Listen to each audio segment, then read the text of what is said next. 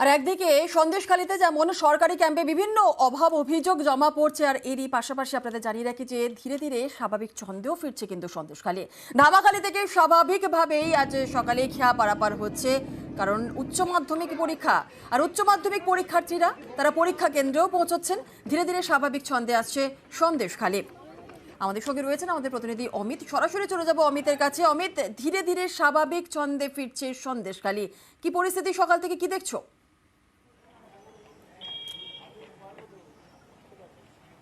একেবারে দেখো, গত কয়েকদিন আগের যে উত্তেজনা, সেই উত্তেজনা কিন্তু একদমই নেই। পুলিশ বিভিন্ন জায়গাতে মোতায়েন রয়েছে এবং আজকে সকালে যেহেতু আজকে উচ্চ মাধ্যমিক পরীক্ষা, ইংরেজি পরীক্ষা রয়েছে, সেক্ষেত্রে আমি একবার ক্যামেরা পার্সনকে বলবো, একটু দূরেই রয়েছে স্কুল, সে স্কুলে কিন্তু স্কুলের বাইরে এই মুহূর্তে অভিভাবকরা দাঁড়িয়ে রয়েছেন এবং নর্মাল যে বাজার, অর্থাৎ সন্দেশখালী ফেরিঘাট থেকে রাধামণি হাই স্কুল যাওয়ার পথে যে দোকানপাটগুলো রয়েছে, সেই দোকানপাটগুলো ইতিমধ্যে কিন্তু খুলে গিয়েছে। অভিভাবকরা এখন বাইরে অপেক্ষা করছেন, কারণ প্রত্যেক যারা পরীক্ষার্থী তারা কিন্তু স্কুলে প্রবেশ করেছে। এবং ঠিক একইভাবে ফেরিঘাটের চিত্রটা আমি একবার ক্যামেরা পার্সন যে ছবি তুলে ধরেছে তাতে দেখা যাচ্ছে যে এই সন্দেশখালী দ্বীপে বাজারের দৈনন্দিন সামগ্রী কিন্তু ধামাখালি হয়ে ফেরির মাধ্যমে বা খেয়া পারাপারের মাধ্যমে কিন্তু সন্দেশখালীতে ঢোকে।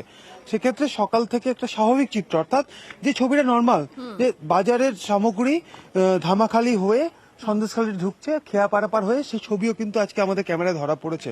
যে সকাল থেকেই খেয়া পারাপার করে বাজারের সামগ্রী অর্থাৎ খাদ্য সামগ্রী সন্দেশখালীতে আসছে।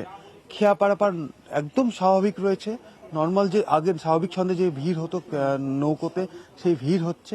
এবং সন্দেশখালী ঘাট সংলগ্ন যে দোকানগুলো রয়েছে সেগুলো খুলে গিয়েছে এবং স্কুল ইতিমধ্যে খুলেছে এবং জনজীবন স্বাভাবিক। এবং তুমি জানো যে গতকাল ওই 4টি জায়গাতে কিন্তু 144 ধারা উইথড্র করে নেওয়া হয়েছে পুলিশের তরফে। এখন 15টি জায়গাতে এই মুহূর্তে 144 ধারা রয়েছে।